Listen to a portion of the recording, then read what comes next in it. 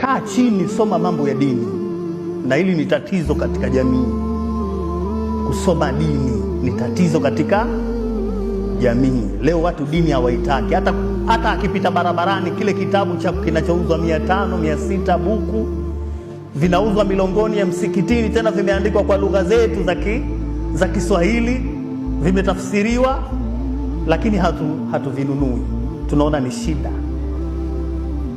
Habiba kwanza haipo katika hesabu zetu.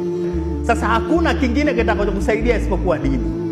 Wataalamu wanatufundisha maneno haya, wanasema taallumi linsani umuri dinihi wa minha iqabu lmunafiqina fi dunya wa yaumi lakhir.